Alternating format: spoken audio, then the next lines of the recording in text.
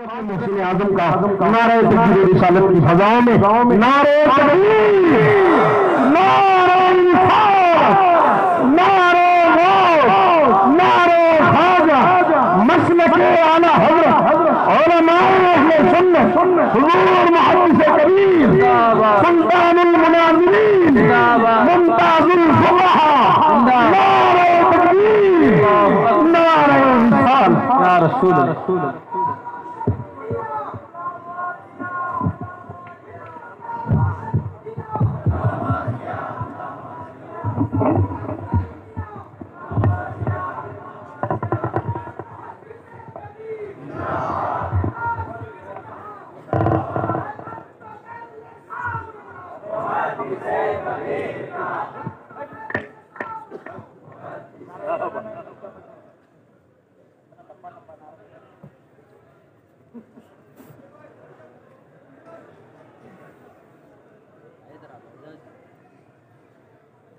السلام علیکم ورحمۃ اللہ وبرکاتہ۔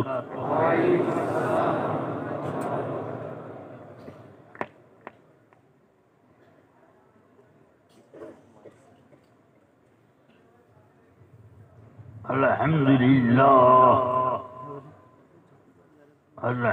للہ وکفی والصلاة والسلام على عباده الذين اصطفى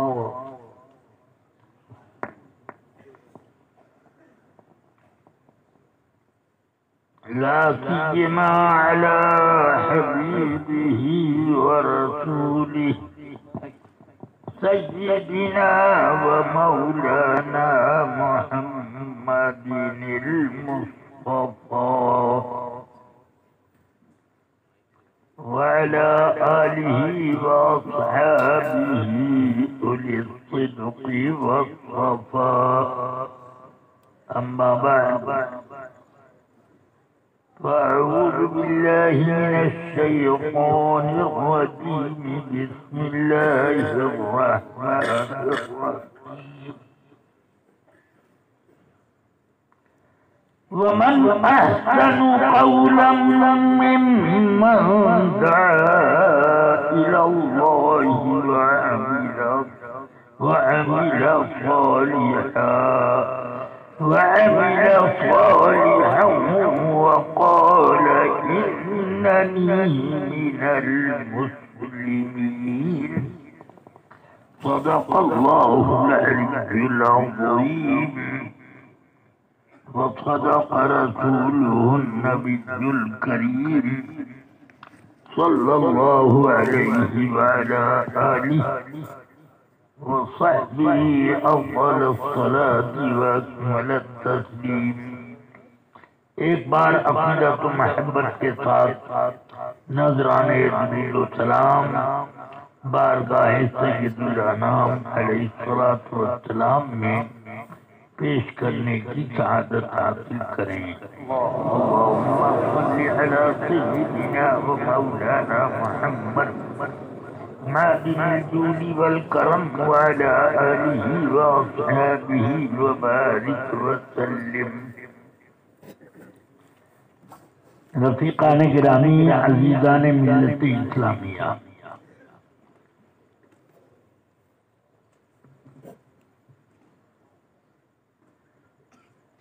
نہایت افسوس کے ساتھ یہ عرض کرنا ہوتا ہے کہ بڑی تیزی کے ساتھ اسلام اور سنیت کے نگہبانوں میں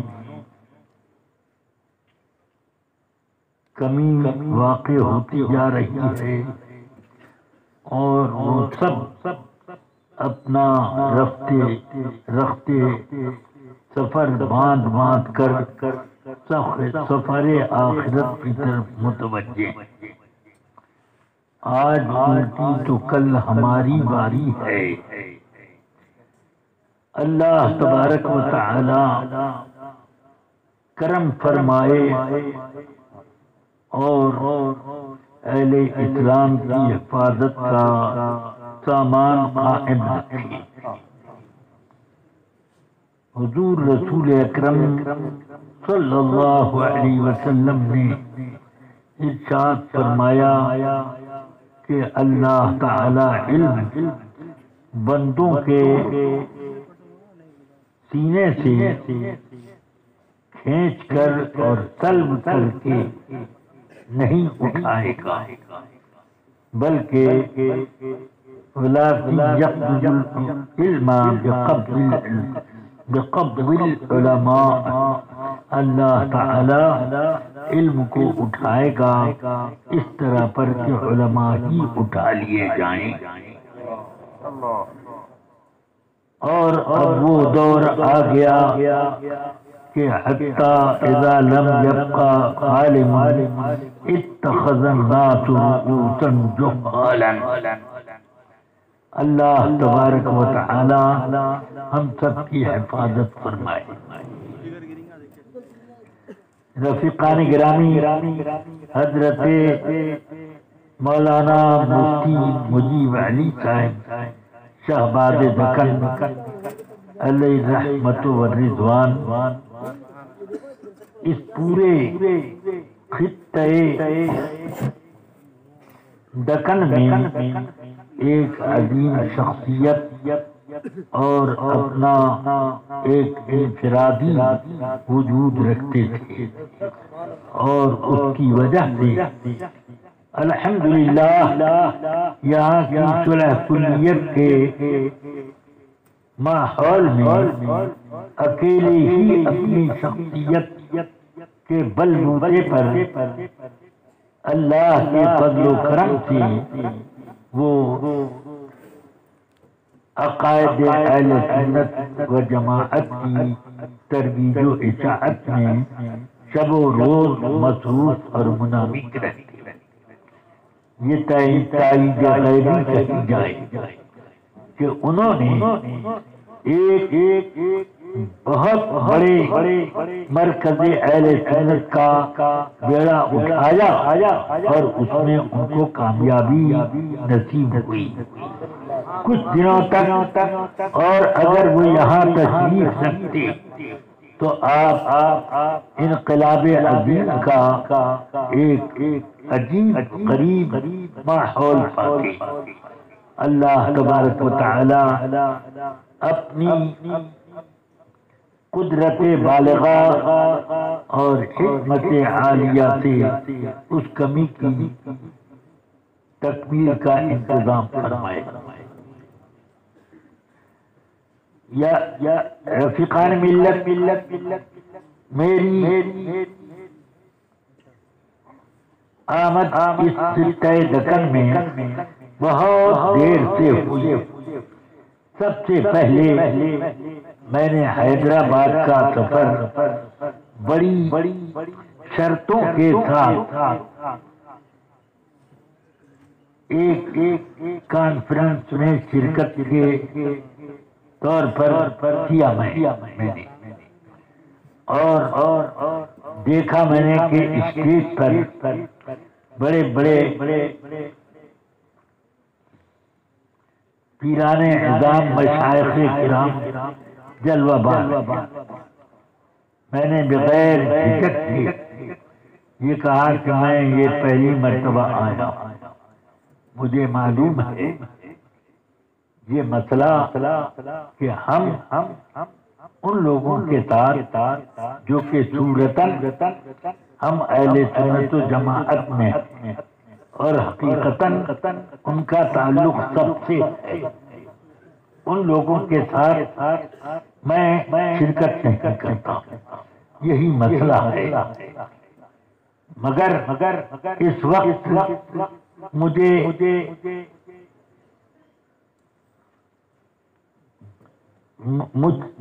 میں نے جو شرائط رکھی ان شرائط کے مطابق میں آ گیا۔ اب یہ تو ذمہ داری ان لوگوں کی ہے کہ جنہوں نے شرط قبول کی اور اس شرط کو ملحوظ رکھا جانا، میں تو یہ کھرچ کر کے جاننے کی کوشش نہ کروں، مگر یاد رکھیں کہ ہم مسلک اعلیٰ حضرت کے ماننے والے ہیں۔ میں نے اس وقت اپنی پوری قوت سے اس بات کو للکارا۔ عظمت مصطفیٰ کانفرنس کے نام سے وہ کانفرنس تھی اور بہت عظیم مجمع تھا، مگر کچھ میرے شاگردوں کے شاگردوں نے یہ چاہا کہ جب مجمع اکھڑ جائے تب اس کے بعد ان سے تقریر کرائی جائے۔ 11 بجے مجھے بلایا گیا اور 2:30 بجے مجھے موقع دیا گیا، یہ کہہ کر کہ آپ کا وقت ہو گیا ہے، جلدی چلیے۔ میں پہنچ گیا، مگر ایک کے بعد ایک کھڑکتے رہے باہر۔ اس کے بعد چند اس کانفرنس کے بعد میرے چند ایسے قریبی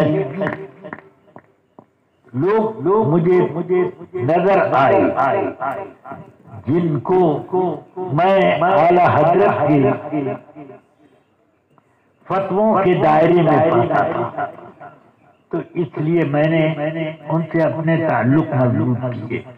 پھر تو آنے جانے کا ایک سلسلہ چل پڑا، مگر الحمدللہ اس وقت میں نے اس اسٹیج پر حضرت شہباز دکن کو تو نہیں پایا۔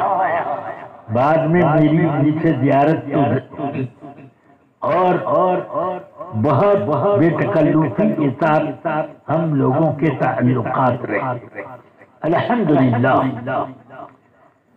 میں نے یہ خوبی ان میں پائی کہ بے جھجک وہ حق بات کا اعلان فرماتے اور اس پر کوئی خفیف سا پردہ حائل کر کے اس کی بھی رعایت نہیں رکھتے، بہت سختی کے ساتھ اپنے مسلک کا اظہار فرماتے۔ اس موقع پر یہ خوبیاں میں نے ان کی دیکھی کہ کبھی میں نے ان کو کوئی مشورہ پیش کیا تو اس مشورے کو بہت ہی انہوں نے ممنونیت کے ساتھ قبول فرمایا۔ یہ ان کی ایک ایسی خوبی تھی جو میں نے عام طور سے علماء میں نہیں پائی۔ علماء کا تو حال یہ ہو جاتا ہے کہ کوئی ایک لفظ ان کی زبان سے نکل گیا اور اس لفظ پر کوئی اعتراض واقع ہو رہا ہے تو دفاع میں 1000 کوششیں کریں گے اور مراجعت میں ان کو حیا حائل ہو جائے گی۔ یہ خوبی ہوتی ہے عام طور سے، مگر الحمدللہ یہ چیز نہ مجھے پسند ہے اور نہ میں اس کو اختیار کرتا ہوں۔ پھر ایک خوبی یہ بھی ہے کہ بڑوں اور چھوٹوں سب سے اچھی باتوں کو قبول کیا جائے، یہ بھی کم واقع ہوتا ہے۔ الحمدللہ ہم کو ہمارے بڑوں نے یہ بتایا کہ کوئی بھی اچھی بات آئے تو اس کی پسندیدگی اور اس کے لیے سبقت کرنے میں کوئی بھی حجاب رکھا جائے اور کوئی اس سلسلے میں اس طرح کی بات پیدا نہ کی جائے کہ جس سے اس چیز کے قبول اور عدم قبول کے اشتباہات آئیں سامنے۔ اللہ تبارک و تعالی حضرت علامہ مفتی مجیب علی صاحب علی رحمہ شہباز دکن کی عظمت میں اور ان کی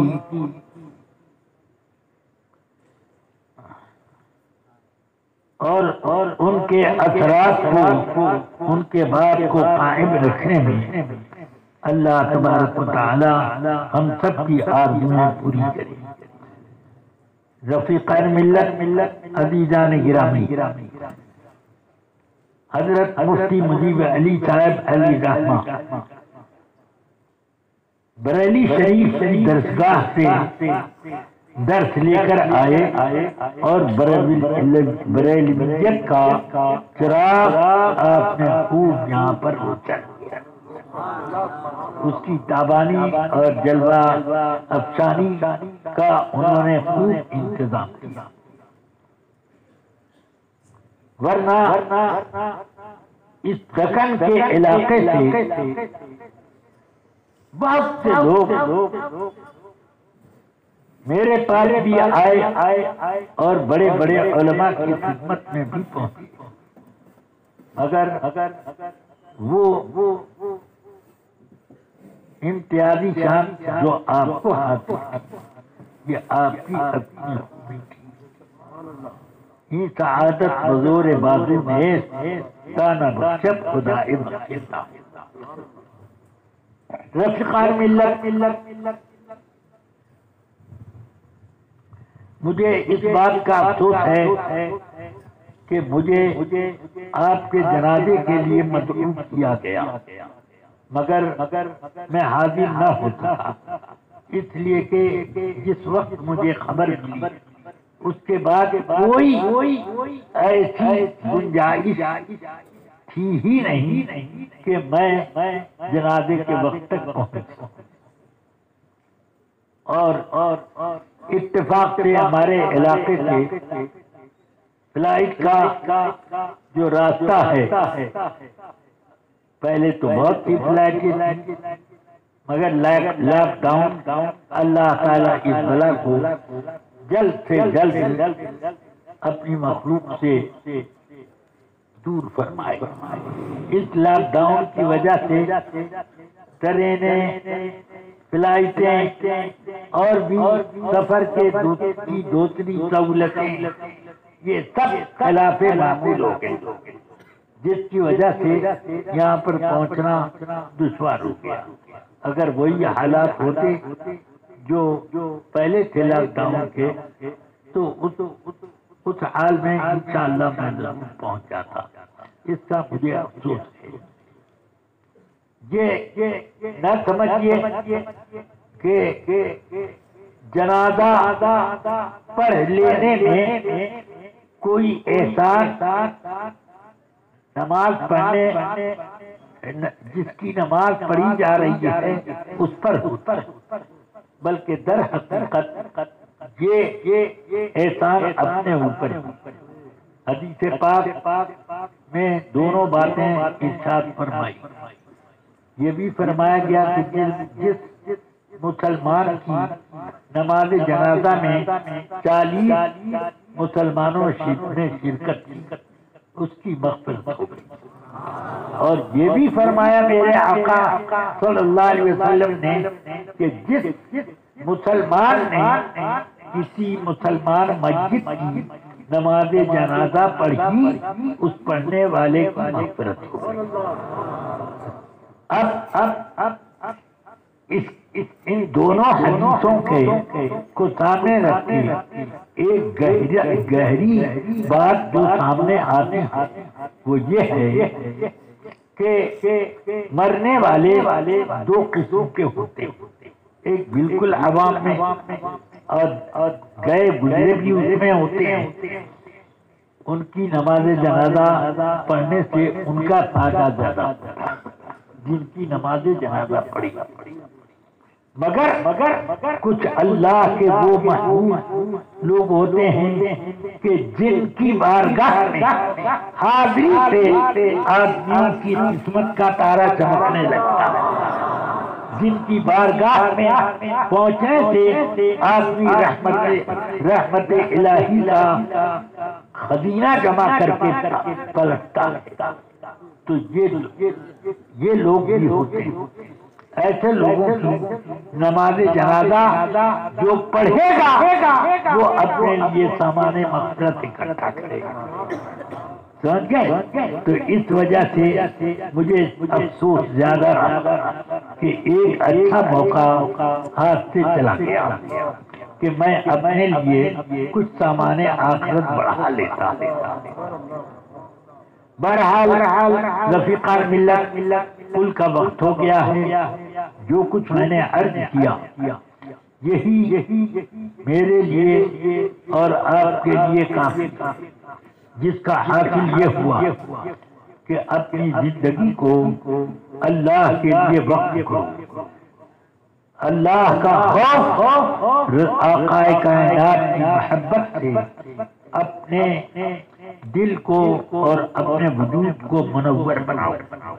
تو یہ چیز آپ کو دنیا میں بھی رحمتوں سے مالا مال کرے اور آخرت تو سبحان اللہ. اور برزخ میں یہ سب سے بڑا مسئلہ کہ میرے آقا صلی اللہ علیہ وسلم نے فرمایا قبر اول منزل الآخرہ، آخرت کے سفر کی سب سے پہلی منزل قبر. اس میں جو آدمی کامیاب ہو گیا آگے کامیاب ہوتا چلا جائے گا، اور اس میں جو آدمی پھنس گیا تو آگے اور زیادہ پھنستا جائے گا. یہ ایسی جگہ تو ان دونوں چیز کو ملحوظ ہے. دنیا میں صرف دولت کمانا یہ کوئی کمال نہیں. دولت سے بڑی آدمی کی تمانیت، جو آدمی غریب ہے، بیمار ہے، کمزور ہے اور اپنے دل میں اطمینان اور سکون ہے، اس پر کوئی رنج اور اپنی تنگی معاش کا کوئی الگ اس کے اوپر نہیں آتا. تو یہ بہت بڑی نعمت ہے.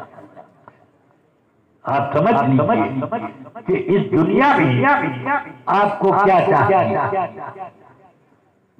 آپ کروڑپتی، ارب پتی، خرب پتی ہو جائے، پوری دنیا کی دولت سکندر کی طرح اکٹھی کر لیں اور حکومت اتنی بڑی بنا لیں کہ مشرق سے مغرب تک اتنا فاصلہ ہو جائے کہ آپ کی حکومت میں آپ تعمیر نہیں ہوتا.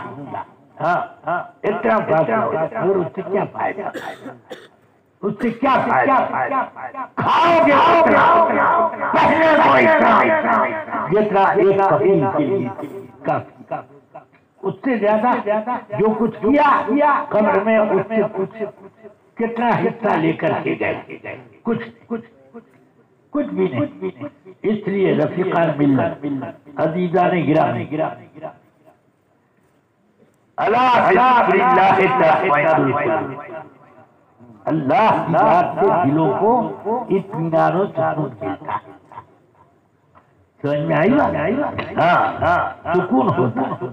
بہت بیمار پڑ جاتا ہوں میں اور لوگ کہتے ہیں آپ کی طبیعت اتنی خراب، اتنے کمزور، کیسا؟ میں نے کہا کہ سنو، یہ سب کہنے کی ضرورت نہیں. حقیقت یہ ہے کہ اللہ جس حال میں رکھے وہی سب سے اچھا حال ہے. اس نے مجھے اگر بیماری میں رکھا ہے تو یہ میرے لیے سب سے بہتر بات تب رکھا. اگر یہ برا ہوتا تو یہ نہیں، یہ اس لیے بہتر ہے. حضور رسول پاک سید عالم صلی اللہ علیہ وسلم نے فرمایا کہ مسلمان کو کوئی ٹھوکر، کوئی تکلیف، کوئی زخم، کوئی بیماری اگر پکڑتی ہے تو اللہ تعالیٰ اس کی مغفرت کہ مسلا بھر بارش یہ سمجھے اگر آدمی کو یہ تمانیت حاصل ہے تو اس کے بعد اپنی بیماری کا رونا نہیں ہوئے یہ اپنا ہے نہیں اب کیا کروں یہ سب نے شکوا شکایت کیا اس رب نے ہی تو یہ سب کیا جو کیا اللہ تبارک و تعالی کر بس مجھے دکھ جب ہوتا ہے تو اس بات کا دکھ ہوتا ہے کہ لوگ اپنے ہو کر کیوں کبھی غیروں کے دامن میں پہنچ جاتے یہ مجھے کہ کیونکہ یہ چیز اللہ کو اس لیے غیروں سے دور رہو اور اللہ والا وہ ہے جو اللہ کو صحیح طور پر اللہ کے دشمنوں سے اور رسول اللہ کے دشمنوں سے جو قریب ہے وہ یقیناً اللہ سے اس سے زیادہ جتنا اس کو اس دشمن سے اس لیے اپنے آپ کو ایسے حضرت مولانا مجیب علی صاحب علیہ رحمت و رضوان شہباز دکن انہی خوبیوں کے حامل اللہ تبارک و تعالی مجھے آپ کو اور تمام اہل سنت و جماعت کو ہمارے پیشواؤں کے نقش قدم پر اور انہی کے طریقہ تعلیم پر مصروف رکھے وصلی اللہ تعالی علی خلقہ وقاسم سیدنا و مولانا محمد و آلہ و صحبہ اجمعین السلام علیکم ورحمۃ اللہ